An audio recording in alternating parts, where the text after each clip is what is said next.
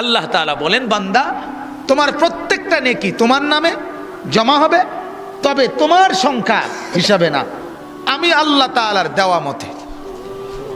আর Oman জাআ বিসাইয়্যিআ, আর আল্লাহ বলে তুমি যদি একটা গুনাহ করো, কয়টা? আমি দয়া করব এখানেও, ফালা ইউজজাল্লাযীনা আমিলুস সাইয়্যিআত ইল্লা মা কানু ইয়ামালুন। ঠিক তুমি যদ্দূর করছো, যতটা করছো, আমি আল্লাহ তোমার আমল নামার মধ্যে অতটাই লেখাবো। একে এক, একে কোনো দুই না, একে কত? এক একই, দুই দুই, তিন তিনই লেখাবো। ঠিক যদ্দূরের দূর, অদ্দূরের শাস্তি আমি আল্লাহ তোমাকে দেব, অদ্দূরের শাস্তি। তবে বান্দা তোমার একটা সেজদার বিনিময়ে যে গুনাহটা লেখা হবে না করার বিনিময়ে, এই একটা সেজদার গুনাহ না করার ওইটুকু জাহান্নামের আযাব তুমি সহ্য করতে পারত না। বিষয়টা হলো তুমি এটারে কম ভাবব না, তুমি এটারে কম ভাবব না, তুমি এক পলকের জাহান্নামও সহ্য করতে পারত। কোরআনুল কারীমের মধ্যে আছে, জাহান্নামী জাহান্নামের মধ্যে জ্বলতে জ্বলতে অস্থির হইয়া শেষ পর্যন্ত চিৎকার করে বলবে, আল্লাহ এই কষ্ট দেওয়ার চাইতে আমাকে মৌত দিয়ে দাও, মৃত্যু দিয়ে দাও। কোরআনে আছে, এরপরে জাহান্নামী বলবে, আল্লাহ তাইলে জাহান্নামের আযাবটা একটু হালকা করে দাও, 24 ঘন্টার মধ্যে 1 ঘন্টা বিরতি দাও, মাসে কমপক্ষে 1 দিন সুযোগ দাও, মালিক আমি আর পারছি না মালিক। আল্লাহ তাআলা বলবেন, ওয়ালা ইউখাফফাফু আনহা মিন আযাবিহা।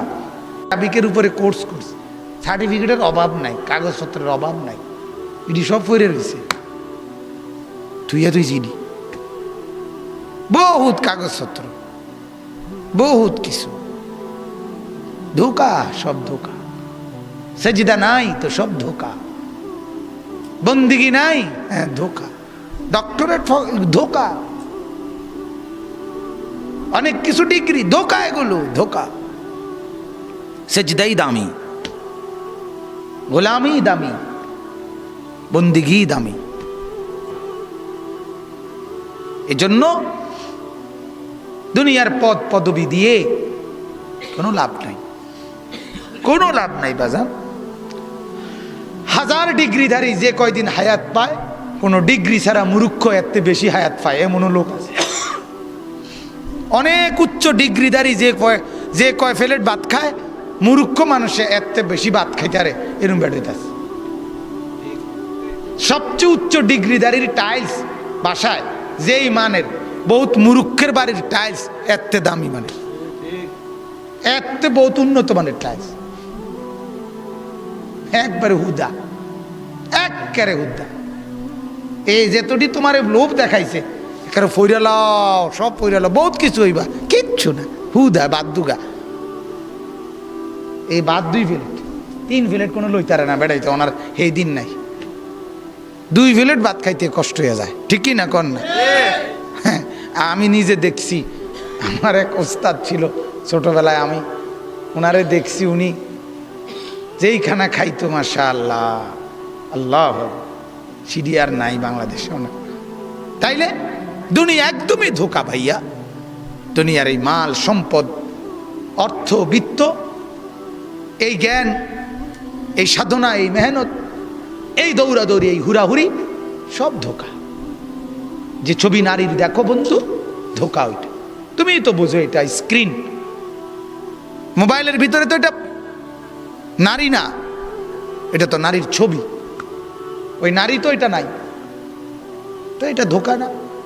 দ্বিতীয়ত এরা তো চরিত্রহীন, এরা নির্লজ্জ, এদের ডাক্তারি পরীক্ষা করলে হাজারো রোগ জীবাণু পাওয়া যাবে এদের ভিতরে, পতিতা তো জীবাণুওয়ালাই হয়।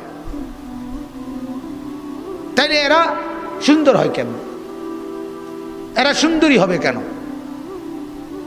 একটা যুবকের কলিজার মধ্যে যদি ফজরের নামাজ পড়ার জজবা তৈরি হয়, বাকি সবার মাফের জন্য হতে পারে এই যুবকের আগ্রহ, এটাই আল্লাহ ভাগ করে সবাইরে মাফ করে দিবে।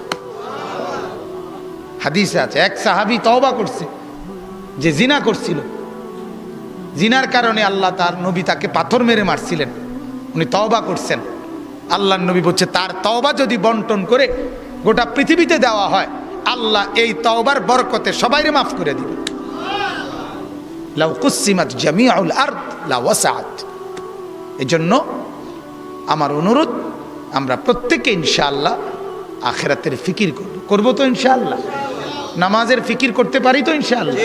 হ্যাঁ, আপনারাই করেন, যারা বসছেন তারাই ফিকির করেন। যার যার ফজরের নামাজ ছুটে যাচ্ছে, সবচেয়ে বড় মুসিবতের কথা হলো ভাই, ফজরের নামাজের কথাটা বারবার কেন বলি?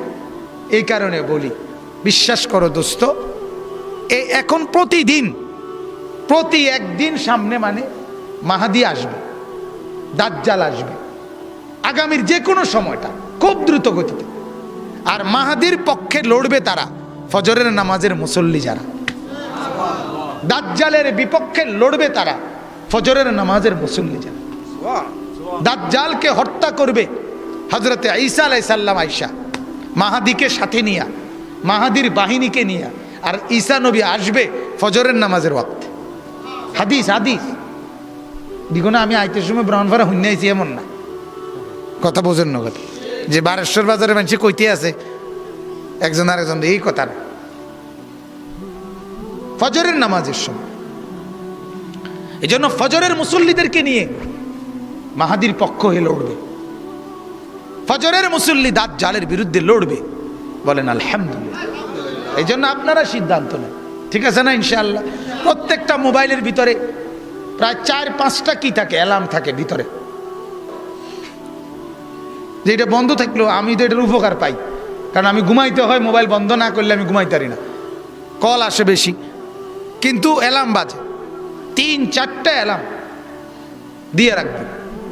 6:05 জামাত, 5:30 থেকে অ্যালার্ম দেন, 5:30 একটা দেন, 5:40 একটা দেন, 5:50 একটা দেন, 5:06 একটা দেন, দিয়ে যেন একবার বন্ধ করে দিলে আবার বাজবে, আবার বাজবে, যেন যে কোনো মূল্য।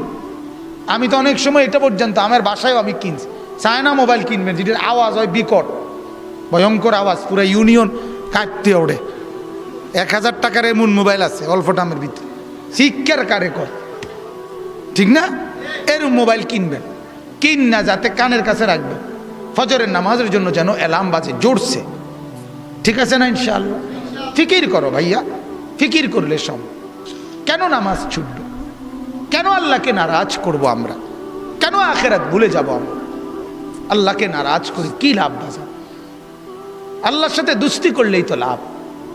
আল্লাহ তো এমনিতেই দিচ্ছে আমাকে, ফাঁকি দিয়ে ওনারে রাজি করে নিলে আখিরাতও পেয়ে যাব, লাভ না এটা?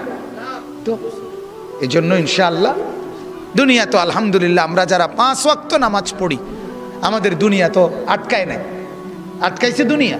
তো তোমার আমার বেনামাজি দুনিয়া কিতা বেশি ভোগ করছে? আমার এটা বলেন না আপনারা, কে বেশি ভোগ? ওলামায়ে কেরামকে আল্লাহ তাআলা দুনিয়ায় যে দূর খাওয়াইছে, কোন ফাসেক ফুজ্জার পাপী তার 1000 ভাগের 1 ভাগও ভোগ করতে পারে না। এ শুধু কল্পনা, আমি নেতা, আমার ব্যাংকে টাকা, আমার অনেক মানুষে আমার কিতা কিতা মনে করে, হুদ্দা ধোকা, বেটা তুই বেটা, বহুত শুনছি আমি। সুদের টাকার বিল্ডিং, দামি টাইলস, মানুষে আইতে আইতে যাইতে জানি তান সিটার ইটিয়া, কথা কন না, দূর দূর, সুদের টিয়া, বাটফারির টিয়া, ইতান দিয়া বিল্ডিং করলে কি আর মাটির ঘর করলে কি? তা তাহলে লাভ হইল না, এটা কোনো লাভ হইল না। এত তো তুই মাটির তলে হুতলে বেলা আছিল। আল্লাহ আমাদেরকে মাফ করে দেন, আল্লাহ আমাদের সবাইকে কবুল করেন।